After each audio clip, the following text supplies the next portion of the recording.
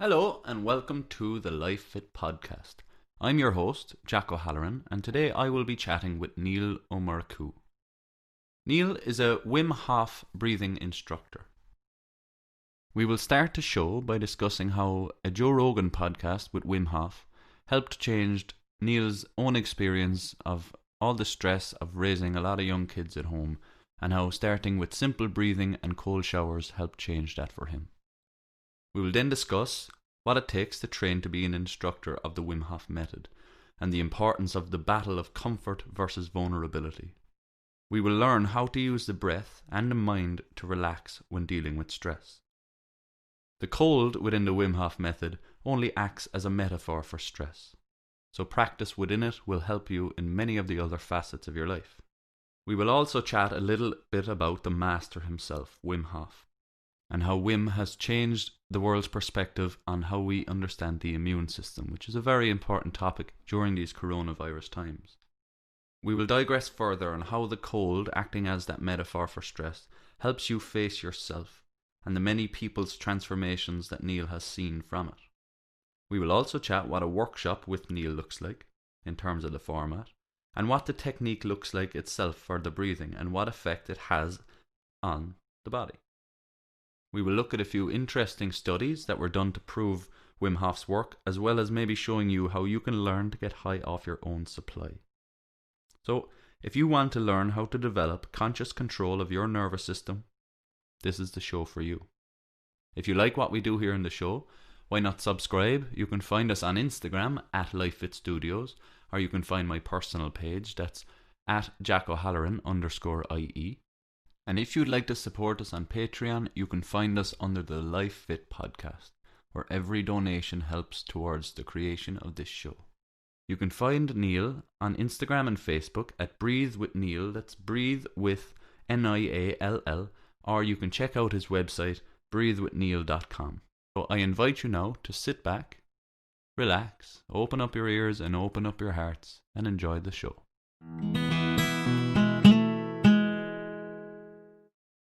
Hello and welcome to the show, Níall. How are you today? I'm very well, Jack. Thanks for having me. Awesome. So a lot of our audience will know you. Breathe with Níall, or sometimes spelled Breathe with Niall. There's a bit of confusion over that. But for those who don't, you might introduce yourself, kind of what you do and how you got into it, and how you brought yourself to where you are today.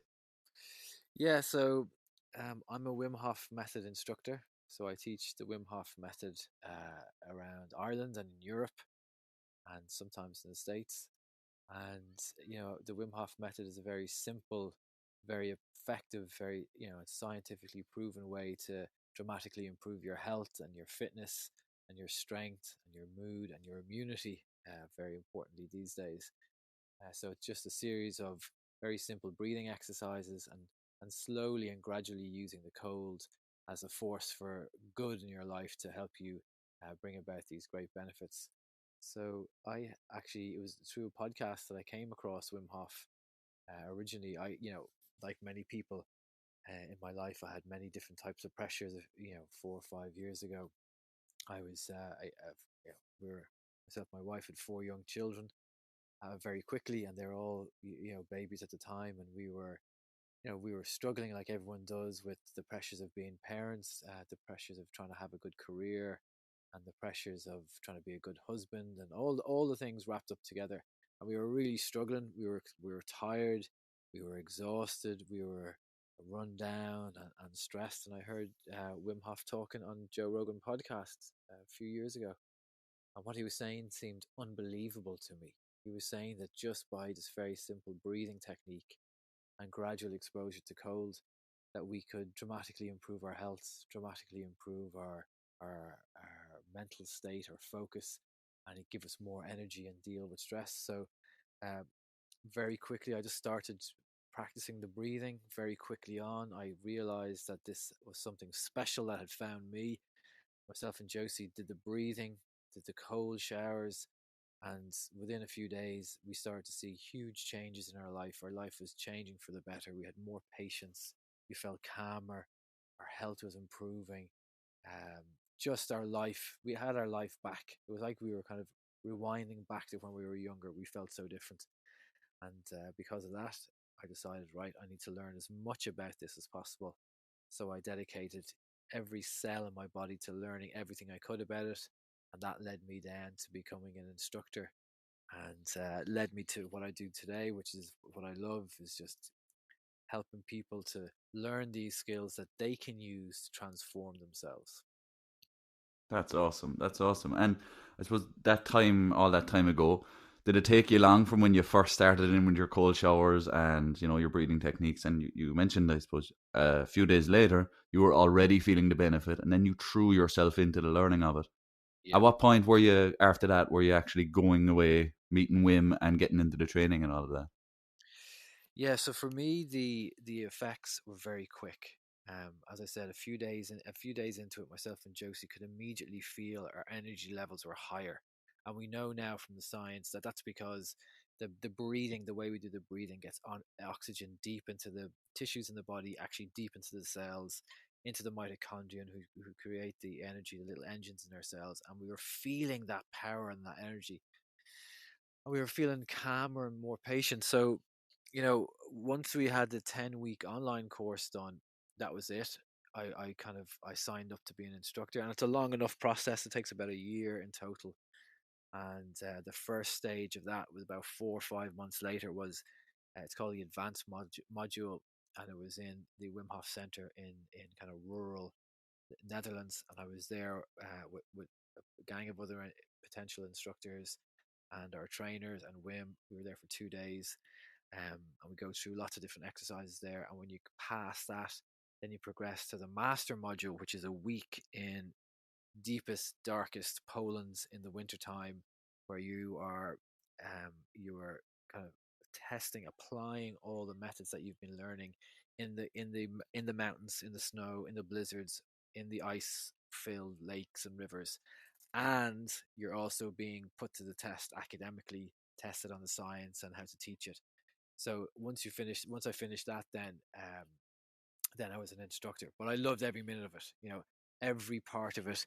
The more intense, the more I loved it, because I just wanted to find out more about the science, more about the deeper levels that go beyond the science, and then at every stage as well, when you're learning something like that, for me, you have to be kind of practicing what you're about to preach. So my body was changing, my mind was changing, um, at every stage. That even though I was learning more, I was also feeling all those benefits as well. So, um, yeah, that was a great year. That year when I was training to be an instructor. Awesome, awesome. And I suppose a lot of people mightn't be aware if they're listening that that time in Poland and the time in the freezing cold. The idea is you're kind of half naked and that you're really exposed to it all, and it's not about comfort. In fact, it's training into the opposite to get used to discomfort and get used to stress. Is that it? That's it. Yeah. So the training center in Poland is in this mountain range, and the mountain range is pretty high up. So the temperatures are freezing all the time. So anytime we're out climbing or hiking the mountains, it's usually just in a pair of shorts.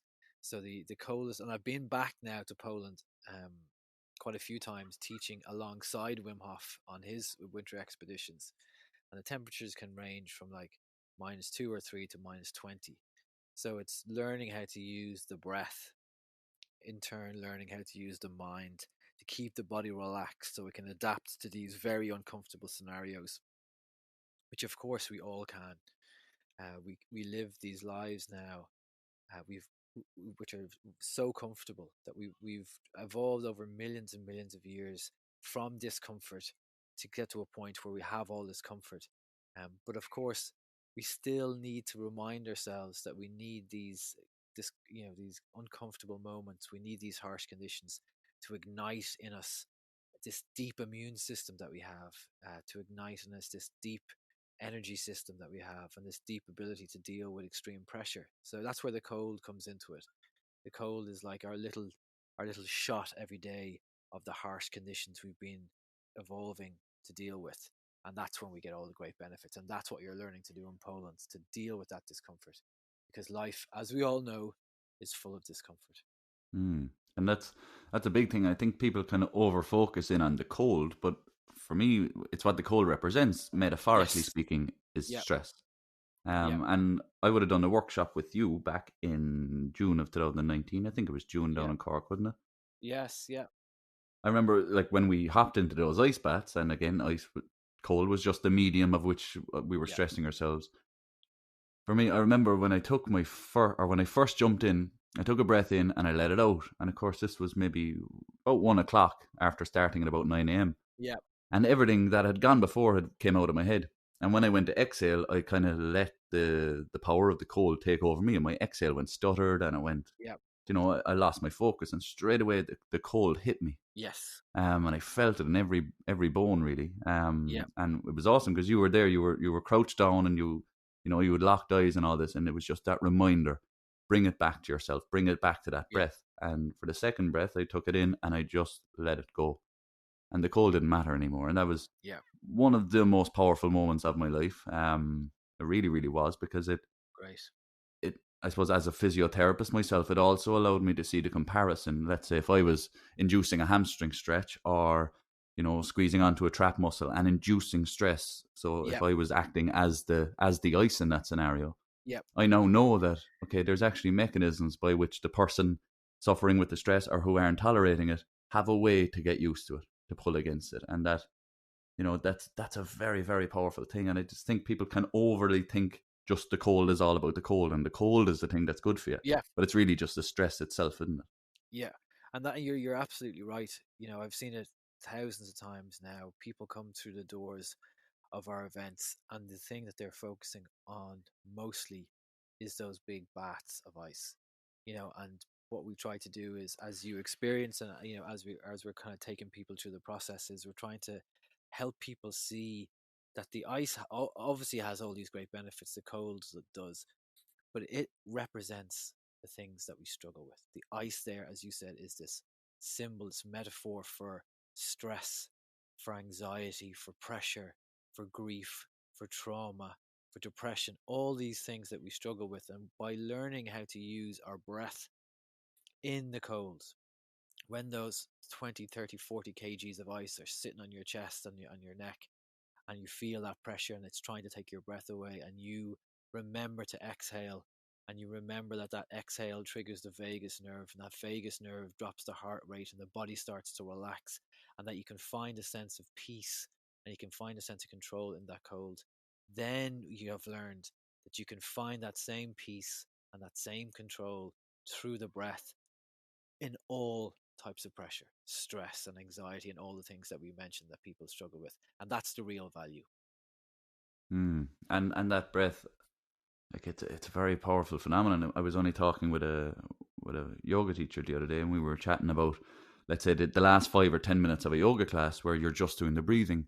That can be the hardest thing for a lot of people, because that's Yes. when the thoughts are coming in, Yeah. and the breath allows you to ignore all of that. Not ignore it, but maybe let it pass without Yeah. judgment. Yeah. And that's a huge thing. The breath, like, and we'll get into the chemical reactions and what's actually happening and how it plays its effect out within the body in a second. But it just provides that opportunity for us to deal with that stress. And again, I'm being very, very vague and metaphorical with it, because stress is anything. It's somebody shouting in Yes. your ear. Yeah. It's you forgot to make a phone call to this business person or whatever, or Yep. it's the sun is beating down you, the cold is beating down you, and so on.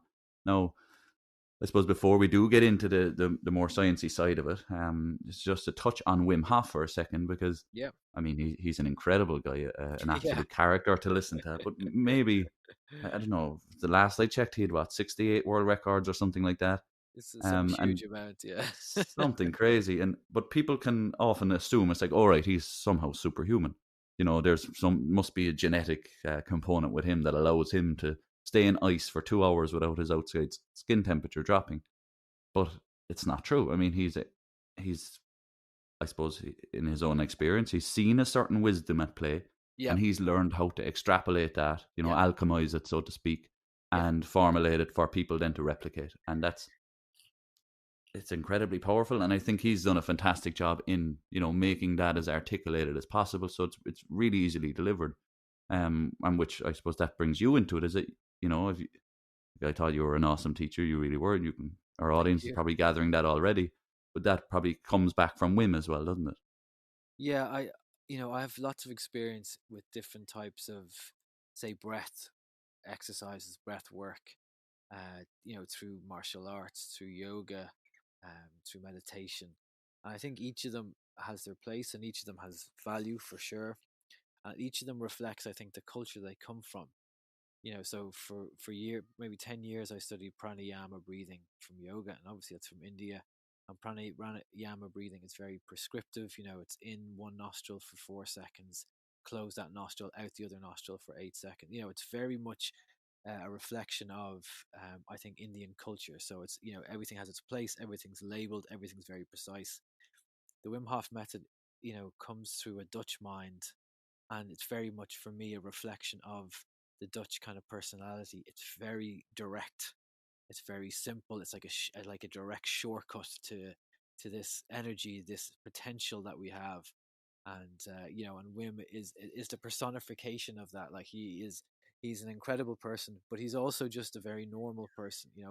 When you meet him, all his all his humanity and flaws are there to be seen, and all his superhuman power is there to be seen. And like Wim would be the first person to say to anybody, that we're all capable of this. And that's his real gift, and the way he approaches teaching it. It's simply taught. They're simple techniques. They're highly effective. It's straight to the point. There's no kind of, um, nothing is kind of being made difficult on purpose, or there's no kind of there's no hiding what's going on. Wim wanted this to be scientifically verified, so there could be no speculation about it. But also, the other big element that Wim brings to it is that it's great crack. When we're in the ice baths, you'll remember when we are in the ice baths and we're getting out and we're kind of using the horse stance to warm ourselves up. Like there's a kind of wildness, there's a playfulness, there's nearly like a return to our childhood. About the experience of jumping into the ice and jumping back out, and that comes from Wim's character, and that comes from what he brings to it. And as a teacher, I see him being able to teach people some of the kind of more complex scientific stuff that's going on through great storytelling and through playfulness. And of course, we all learn a lot better when we're enjoying ourselves. Absolutely, and it's that I suppose he's an embodiment of this word. Is that in Japanese they call it shoshun. Okay. It's this beginner's mentality, and Yeah. it's very primal. It's open to everyone, regardless of age, gender, culture, and Yeah. so on.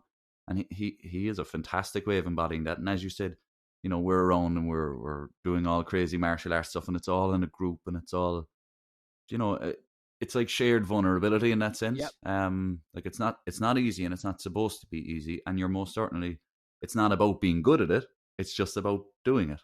That's exactly it. And it's that shared vulnerability. I think he's brilliant at getting across, and he's such a, he's a humble guy. He puts his Yeah. name on everything, but I think that's a way to kind of expose himself as opposed to put himself on a pedestal. If that makes sense. Yes. And like, I've been to Poland now, uh, as a trainee instructor, but I've been back to Poland, as I said, as an instructor teaching alongside Wim. And people come from all over the world. So there's winter expeditions every January in Poland. People come from all over the world. They're there for there's You're there for a week, 100 people per week, and there's 4 different weeks, and Wim's there for them all. And and we're a team there, kind of teaching alongside Wim. And you see people come to Poland, and they've come from every country in the world, and they've come to Poland. And some people, you can see them, they're nearly coming to see Wim, and they nearly see Wim as this kind of messiah type character. And within about 5 minutes, Wim being himself, he's probably said at least 3 or 4 inappropriate jokes about shit or dildos or something like that. And he's just himself. And within those first few minutes, you can see people, who may have come with this idea of Wim on a pedestal, to seeing, he's just himself. He's just a normal, quote unquote, normal person that can do extraordinary things and is helping other people do extraordinary things. And I think that's where he's quite unique. When I first met him, And this is what the breathing and the cold does. It starts to peel back all the layers that we put around ourselves for good reason, for protection maybe, or to help us deal with things. But the cold and the breathing opens us up and starts peeling back these layers, and slowly who we really are starts to come out. And when you see someone like Wim, who's been doing it for 40 years and he's just himself, it's so refreshing. And I think that's one of the things that people kind of realize, that he's not on a pedestal, and he kind of tries to smash the pedestal as much as he can himself. Even though his name's on the method, he's very much just refreshingly himself. And have you found any kind of progress for yourself in that regard? That, let's say, as long as you've been doing his work, and being in the Oh school yeah, of him, that yeah. you found that maybe you got into your own vulnerable side, and that came out, and you're able to more manifest in the world your true self. Would you find that personally, I suppose? Yeah, absolutely. Yeah, absolutely. Um, I suppose I would have done many, many decades of work on um, always searching for whatever the truth is through, say, meditation, different types of, as I said, martial arts and yoga and meditation, and different types of, as we were talking about earlier, kind of internal work. And but when I found the kind of Wim Hof method, what I realized that there's always kind of layers that we often put around ourselves based on things we've done in the past, or experiences we've had, or insecurities we might have, or whatever it is. And I have felt it, that through the constant, consistent but respectful work with the cold and the breath, all those things start to fall away and fall away. I suppose the way I could measure that was that, the quality of the relationships in my life have improved dramatically. So that's the relationships with the people I love and like, but more importantly, the relationships with the people that I don't like have improved. So that's where I think to myself, oh, this is really successful, because when I am kind of more who I am, very few things kind of bother me. And I think that's directly to do with the the feeling like you've had in the ice bath. When you're in the cold every day, you have to face yourself every day. You have to face the things that you fear every day, the things that you struggle with every day. And by doing that, not a big, huge thing every day, but if it's the cold at the end of your hot shower, whatever it is, or a sea swim, whatever it is, you have to face those things every day, and every one of them is a little bit of a victory, and every one of those little bit of a victories builds, and as the victories build, the other things that we struggle with get weaker, and then there's a sense of freedom from that. Absolutely, and it begs the question, or if somebody's out there who can prove me wrong here, but anyone who goes through something out of their comfort zone, and I suppose survive it at the end of the day, that's never regretted. Like, you No, never no. regret doing something you thought you weren't able for, or you said, you know what, I'll step out of my comfort zone, I'll jump off that cliff, or I'll do this, or I'll do that. Yeah, yeah. We never feel bad after that. I want to You take always back, feel alive. you always feel alive, and it just reminds us of our vulnerability, it reminds us of our, Yeah. in a sense, insignificant. But when we're insignificant, sure, we may as well go down with a bang or whatever. Yeah, yeah. Well, when you were insignificant and when the kind of pressure's off, we're free. That's We exactly it, can let go. We yeah. can. And there's nothing like the cold, or even the sea, or a snowstorm or whatever, to remind us just how vulnerable we are. Just Yeah. how, and if we can come through even the smallest dose of that stimulus and survive it, well, then our own tolerance, or baseline of what we can even self perceive, or how we experience it, has upgraded, and it's upgraded and upgraded. And I Yeah. think you probably see this issue in general society, where the trend seems to be more towards comfort, and especially the older we get, it's always about, oh, take it easy, I'll do that for you. It's all that mentality of, Yeah. I shouldn't do that, and I shouldn't do this, and sure, Yeah. people my age shouldn't be lifting that, or Yeah. that job isn't for whatever, and blah blah blah. But it's again, it's that shoshan, it's that constantly do what you're not good at. Yeah. If you become really good at it, unless it's a skill you're making money off, like music, or maybe a sport or something like that, I think you should be seeking the things you're not good at, not the stuff you are good at. And that's what the cold offers. That's what the stress in that sense offers. And to Yeah. go back to our workshop last June, I mean, I wasn't the only one who had a powerful experience from it. there were people there that were pretty much breaking in tears afterwards, telling about how it was their first kind of, safe and happy and stressful or situation that they've been through in a long time, because they'd been through some other stuff. And I'm yeah, just wondering, like, I'm only assuming it was my first and only workshop with you, but I'd be assuming that that's something you'd see pretty regularly and not just a one-off. yeah, yeah. The transformation that people bring about themselves because they're doing the work. Like I'm just pointing the direction. They're lying down. They're doing the breathing. They're being brave enough to get into the cold, and they're finding their breath in the cold, and they're finding that peace in the cold. Like that, witnessing that transformation is one of the genuine privileges of this job because, there's this pattern that emerges when you've seen enough people, the pattern of a person coming in through the doors of the hall into the workshop and being fearful of the unknown, which is natural, being fearful of the cold a lot, and then when you compare that to them stepping out of the ice bath at the end of the workshop and how enlivened they feel and how empowered they feel, that transformation is something I see all the time, and it's something I never take for granted, and it's something I always see as an absolute privilege. And the important part of that is available to us all the time. There's always a kind of a piece of coal that we can turn to at the end of our hot shower. There's always a few minutes that we can take to breathe. And every time we do that, that transformation is there for us. That's it. And I think that's a good point to hit on, because the stress is out there one way or another. We can avoid it in the comfort and so on, but I think at a certain point we have to take it on willingly, and it's that idea of facing it intentionally as opposed to letting it face you and then you being unprepared and so on. And it's like, as you said, the last 30 seconds or minute or whatever, the shower, just turn it to cold. Yep, Maybe if you're going out to the back garden to feed the dog, go out barefoot, or yep, go out of a winter morning in your short. Just something just yep. out of your comfort zone, something to change your own kind of map of your own existence, And I think that's a very, very powerful thing to be able to offer anyone. It's a great thing that we have people like yourself who are doing it, let's say, in a public forum, who are helping others to do it. But the truth is, we can all really do it for ourselves, and Yes. that's the real message. Yeah.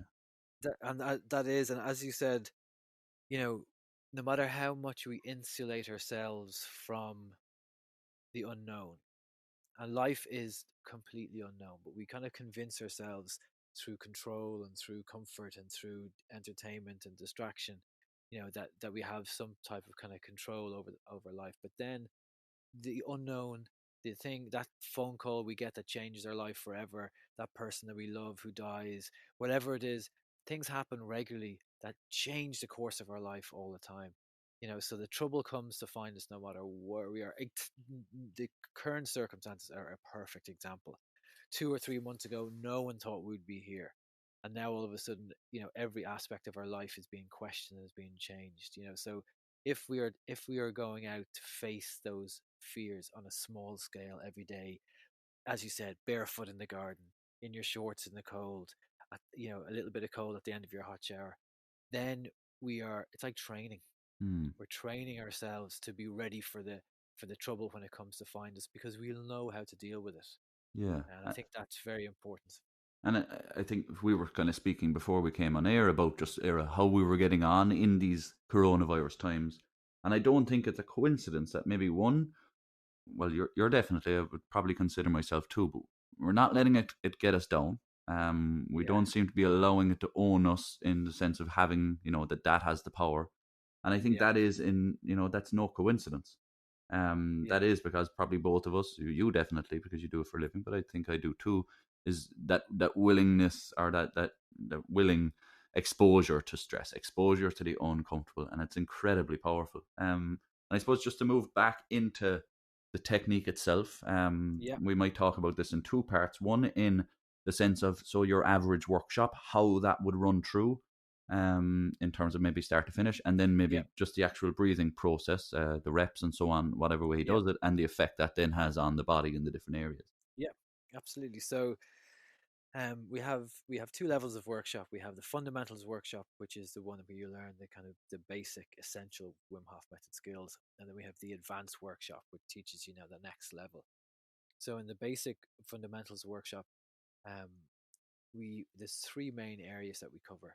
So firstly is the breathing is a huge part of it. So learning how to breathe in a very specific way that we'll talk about now in a few minutes. The other part of that then is obviously learning how to firstly why we approach the cold, and we've talked about that already, and then how we approach the cold and the breathing we use in the cold to deal with the pressure of the cold. And as we talked about before, that breathing is actually teaching us how to deal with all types of pressure. The third element then, which runs throughout the workshop, is trying to show people how strong and important the focus of the mind is.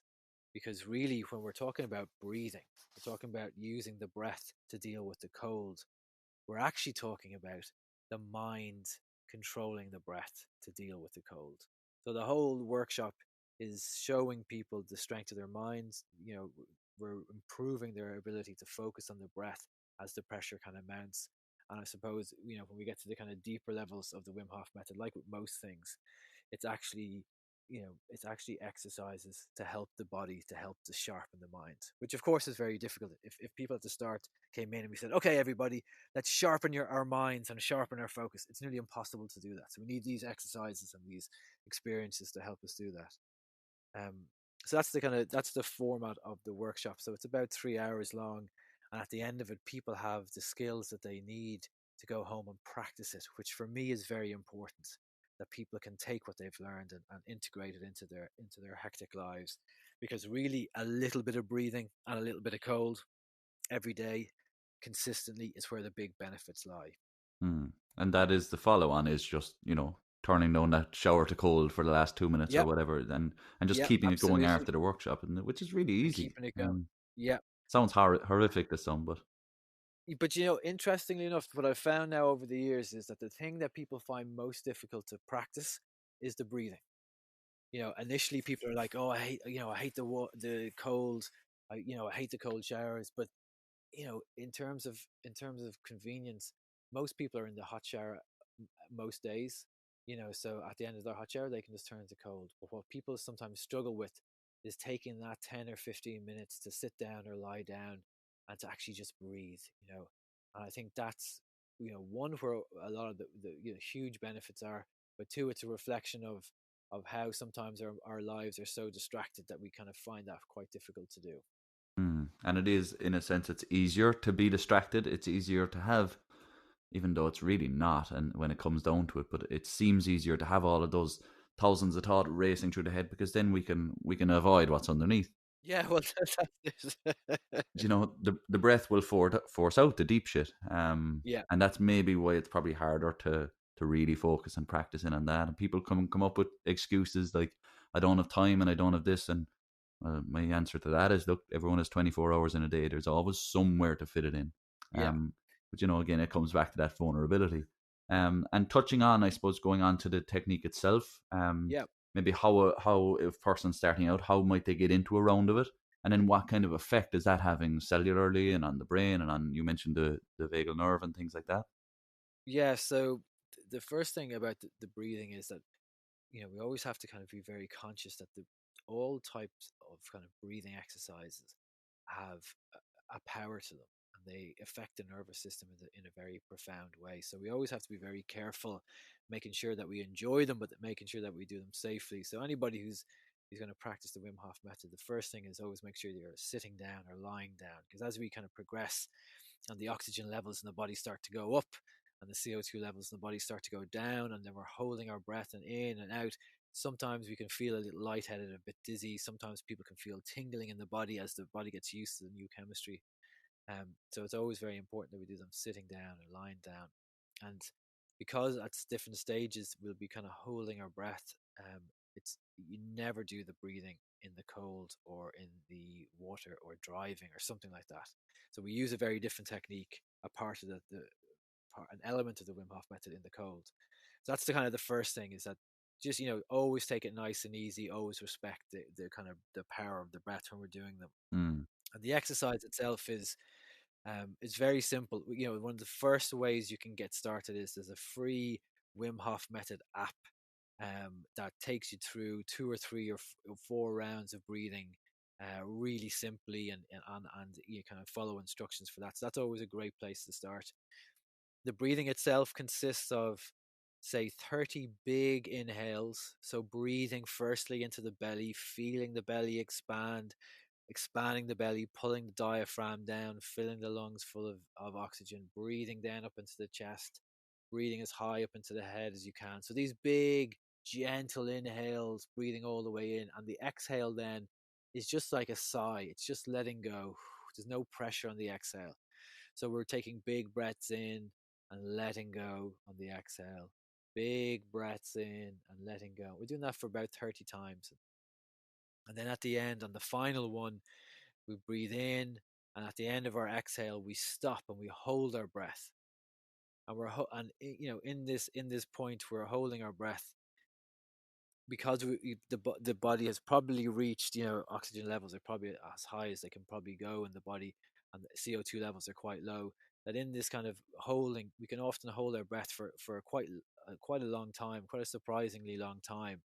And not that the time is very important, but we're holding it there for as long as we can.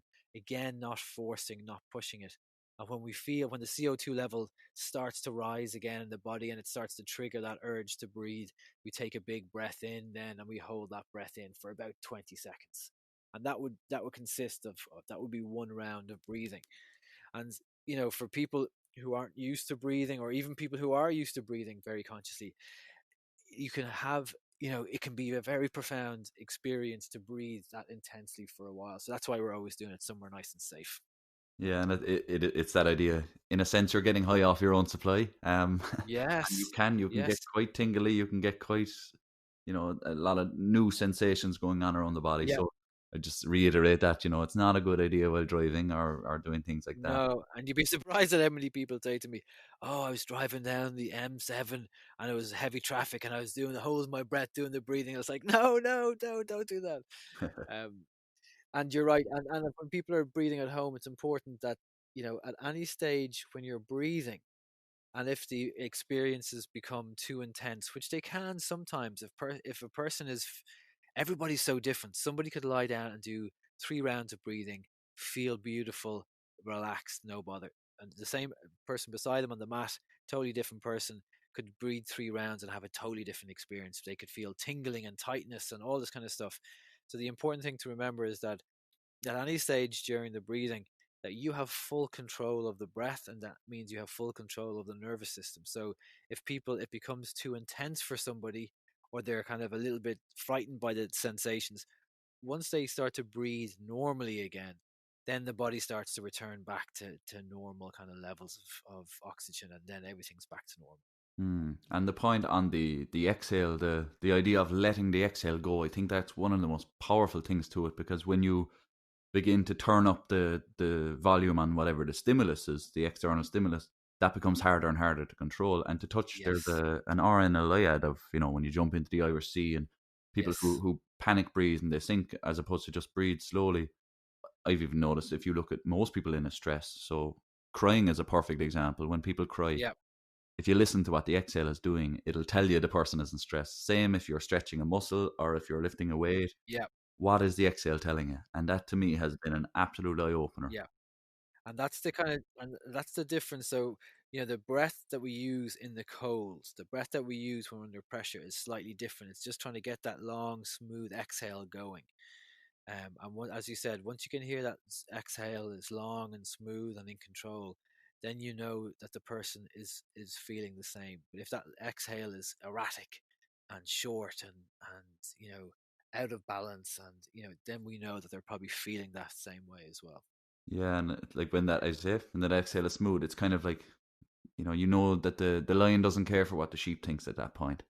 Um, you know, Exactly. and that's a powerful idea, I think, and it translates into so many aspects of life. But Oh, really, it is that everything. everything. And I suppose touching, so that's your 30 rounds, so you're all the way in, Yep. all the way out, and it's not a forced letting out; it's just a letting out. It's just a letting go. Yep. Yeah, and then I suppose the next point is, so on that exhale, so on your 30th one, when you let it go and you hold that exhale, Yep. and you mentioned the surprise already, but for people who haven't tried it, you really are in for a surprise on how long your body can do without any air in your lungs. Yeah, And that's a very powerful thing.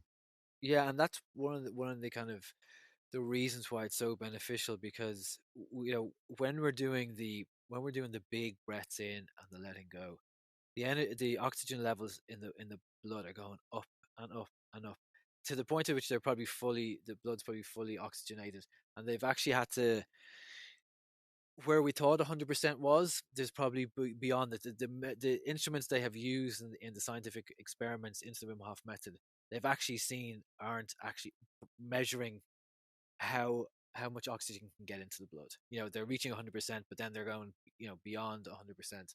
So when we're breathing like that, the oxygen levels are going up, but also the CO2 levels are going way down because we're exhaling a lot. So then when we take that final breath in and we final breath out and we hold our breath, because the CO2 levels are so low, and obviously CO2 is the thing that triggers our need to breathe again. It allows the body to go into this area that it's not often in this area where the CO2 levels are so low. So it allows the body to hold the breath, and within that, then as the CO2 levels start to rise again, we feel the urge to breathe. And then when we take that breath in, the body in essence is thinking to itself, Jesus, I don't know if I'll get another breath here. So as it takes that big final breath in, the recovery breath, it's making sure that all the oxygen it takes in is being used most effectively. And that's part of the reason why even doing 3 rounds of breathing, 10 or 15 minutes lying down for the next 21 hours, then the benefits are in the body. The body is breathing more effectively than it was beforehand for about 21 hours, because we've taken it on this range of motion that we've kind of put it through a workout. So then for the next day, basically, you are breathing in a much more effective way, because we've pushed the respiratory system to these extremities, and then it's found a balance then. Yeah, and going back to the summer again, I was over in Belgium with the Irish Masters hockey team, and we had an over 60s and over 65s and an over 70s team. And I think each team had something like 70-minute games in 10 days. And no, we were doing different classes in our evenings and things like this. And this was so Belgium in the middle of June, it was probably between 30 and 35 degrees. But as part of our warm up, so I was running the warm ups and running all the training programs for them. We done a few rounds of these breathing. We done about 8 minutes thereabouts, and no, typical with old men. Some of them mightn't give you any feedback, but there were some of them that absolutely loved it. And these are guys playing professional hockey for many decades, and Yeah, the difference they were even able to record, to be able to go out at even 65, 70 years of age into 30 odd degrees heat, playing a match for 70 minutes. amazing, And amazing. it really is powerful in that regard. And just to touch then on, so that you were mentioning the difference between the prep breath as such, so when you're not exposed to the cold versus when you're in the cold shower or in the cold bath or whatever. Yeah. That's how does that look different in the sense? Is it's quicker, is it, or is it? So when we go into the cold, anybody who's jumped in the sea will recognize this experience. You jump into the cold, immediately your breath is taken away as the body rushes up into fight or flight. So the brain sends a signal down to the adrenal glands, pumps out adrenaline, body gets this huge rush of energy, literally to fight or to run. It's like when you turn it from hot to cold. So in that moment, your breath is gone, absolutely gone, and you can see people reacting like this, like full fight or flight. So what we're trying to do in that instance is we're trying to not so much concentrate on the inhale, but trying to get that exhale nice and smooth. So they go from breathing like this to breathing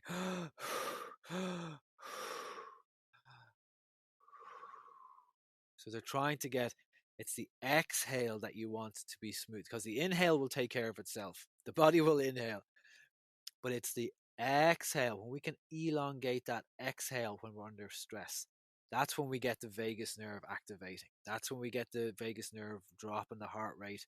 That's when we get the body then starting to relax. So if we can get 5, 6 long, smooth exhales under that extreme pressure, you'll feel the switch come on when the vagus nerve starts to activate, and you'll feel the body move from fight or flight slowly down into the rest and recover state.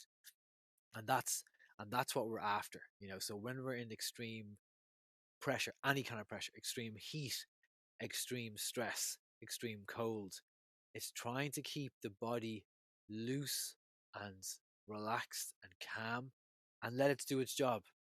We are these incredible adapting machines, but we can't adapt as effectively if we are up in fight or flight. Because when we're up in fight or flight, all we're doing is putting all our energy and nutrients and all the important parts of our body into surviving. So we have to get ourselves down out of that state, and that's what the cold brings about. And the way we do that is through the exhale.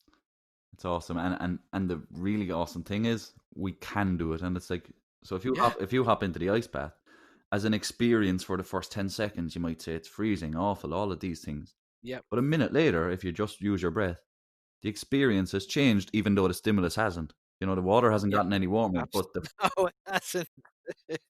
and that's the thing. I think people can give too much credence to what the stimulus is, as opposed to how the experience of the stimulus is. Absolutely. And it's the experience of it that we have much, much, much more control over than we know. And not and because it's something we can control and play with, we can develop a mastery over it, which I think is Yep. incredibly powerful. And to get into people's heads that's not for under 30-year-olds, that's not for under 40-year-olds, Nope. or that's not for people up to the age of 8. That is for absolutely everyone, no matter where they are. Absolutely. And I think that's a really powerful thing. That's probably the most valuable thing. If anybody's listening to this, that's probably the most valuable thing they can get from this experience, is that no matter what way they live or what situations that they are in, whether they're commuting all the time and they're in these stressful situations in traffic, where they're working with these people that they dislike, everyone has, if they have 12 children at home that they're trying to keep, if they can't pay their mortgage, whatever it is, everyone has very different circumstances, but the one common theme is that the body reacts in the same way.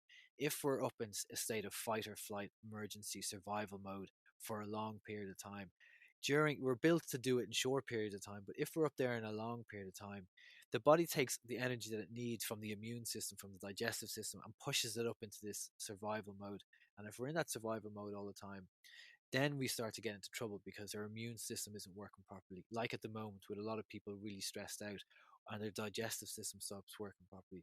So all of us feel that our bodies are built in similar ways, that we react in the same way, but all of us as well, if we just learn to use that long, smooth exhale and know that, and no matter what your circumstances, if you can get a hold of that exhale and control it and make it long and smooth and get 5 or 6 of those exhales, you'll feel the vagus nerve turn on, you'll feel the parasympathetic nervous system turn on, and you'll feel that sense of peace and control. And that's the skill that we can use in any situation.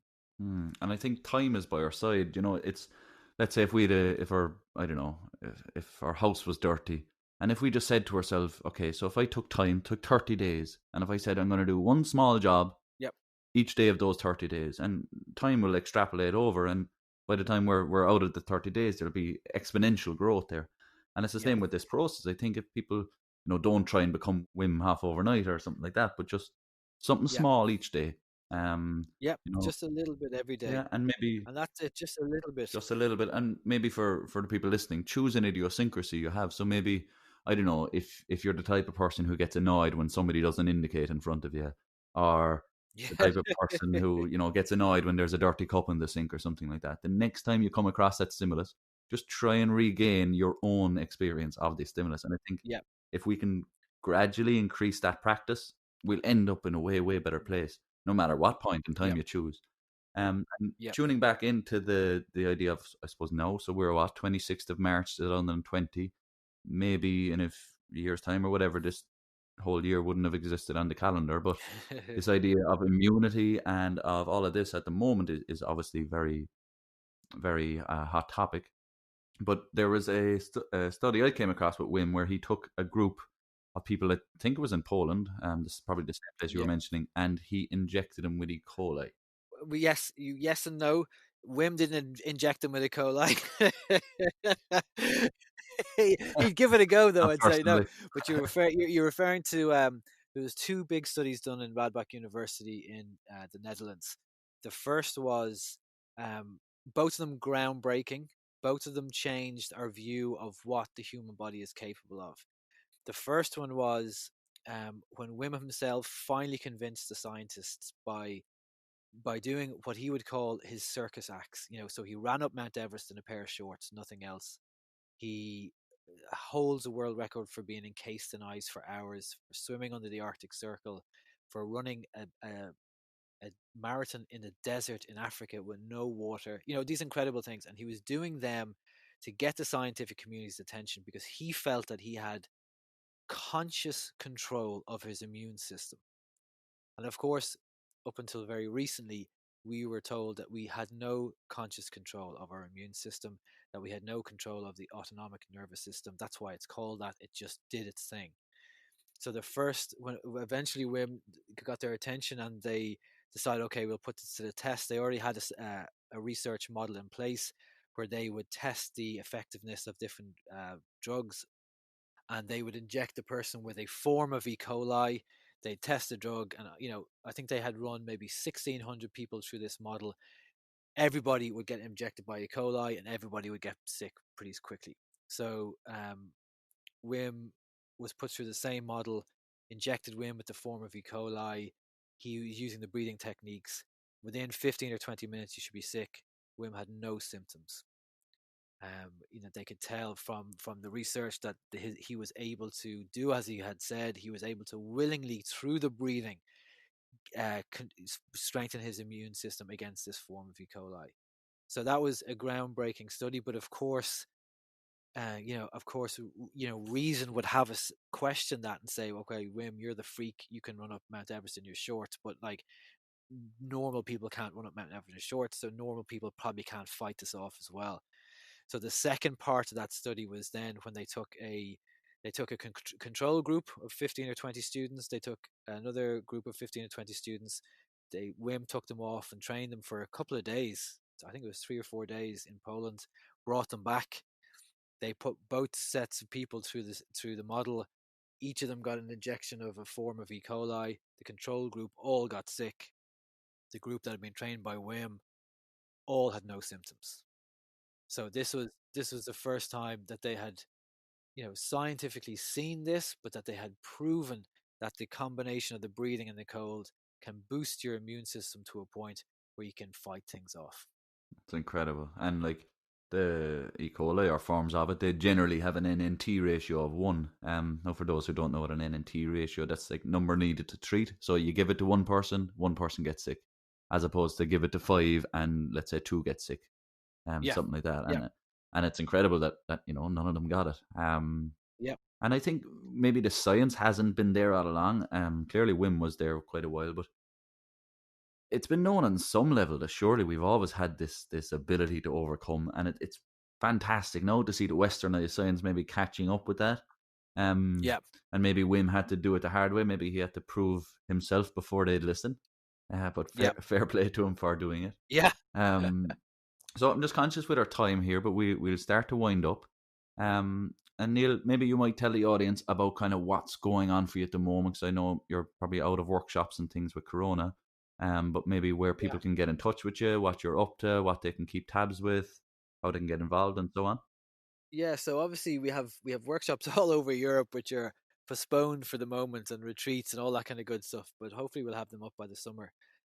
But just to kind of, as we had talked about, learning to adapt has been very useful in these last couple of weeks. So we've taken some of our courses and put them online. So if people want to breathe with me, that we do online breathing classes, and we have some kind of video courses coming out soon. So the way you can find me is breathe with Niall. So it's breathe with Niall on Instagram, on Facebook, and it's breathe with Niall.com as well. It's the website. So come and find me. You'll find out how to get involved that way. Absolutely awesome. Absolutely awesome. And tell me, would you have any parting message to anyone out there today who, say, has been flabbergasted by what we're talking about, who this whole idea of inner control and things like that is completely new to? Have you any advice to that person on maybe where to start, or how to look at things, or just before we finish up? Yeah, so I'll say two things. One is a bigger thing, and one is a very practical next step.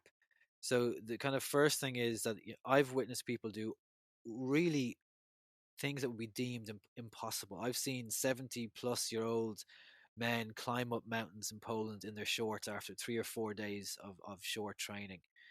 I've seen people transform their health, in a matter of weeks from just breathing and the cold. So the kind of bigger message would be that deep in us, we do have the ability to do these things that we would think were nearly impossible. And it comes down to this idea that, somebody said to me once on one of the Poland trips, look, I don't think I could get up that mountain, and which is fair enough. But I said, if the person you love most was up at the top of that mountain, and unless you got up there, their life was going to end, would you be able to get up? And they said, of course I'll be able to get up. And it's like, well, that's what we're tapping into. We do have these amazing abilities. So the cold and the breath just helps us get into that. So that's the bigger point. The second kind of very practical thing is use your exhale. Just practice every day elongating your exhale for a few minutes. Deep breaths in, long, smooth exhale. And as you said, when that dirty coffee cup is in the sink, or when that person doesn't use their indicator, whatever it is that causes you stress in your life, just use your long, smooth exhale to bring you back down into a state where the body is balanced, the mind is calm, and you're feeling good. That's absolutely beautiful. On behalf of myself and the audience, and the greater world out there, and I extend my gratitude to you for all you do, for putting the work in to be able to bring this message, in such an articulated form as well. You really make it clear. And as I say, we will definitely keep in touch. I can't wait till your workshops and everything are back up, and I'll be sure to check out your. Yeah, me too. Yeah, we're all in the same boat. And I'll be sure to check out your website with the online stuff as well. That was Breathe with. It's Níall, but it's Niall, isn't it? Breathe with Níall. That's exactly, yep. Just to add to the confusion. Just to add to it all. So that's it for today. Níall, thanks again so much for joining. And Jack, thanks for having me. Really appreciate it. And for anyone who's got this far for listening, thank you very much for listening. And just keep breathing. Beautiful, beautiful. Be good to yourself. Yeah, take care, Jack. So that's all for today, guys, and our chat with Níall. I hope, like me, you enjoyed your time listening to him, and you gained some tips and snippets of Níall's wisdom. I would again like to extend my gratitude to Níall and all the work he does, to Wim Hof and all the work he does, and to you at home for all the work you do listening to us, supporting us and sharing us. If you like what we do here in the show, why not subscribe? You can find us on Instagram at LifeFit Studios, or you can find my personal page, that's at JacO'Halloran_IE. And if you'd like to support us on Patreon, you can find us under the LifeFit podcast, where every donation helps towards the creation of this show. You can find Níall on Instagram and Facebook at Breathe with Níall, that's Breathe with Niall, or you can check out his website, breathewithníall.com. Until we meet again, stay safe out there, be good to your fellow human, and mind yourself. Yours in health, Jack.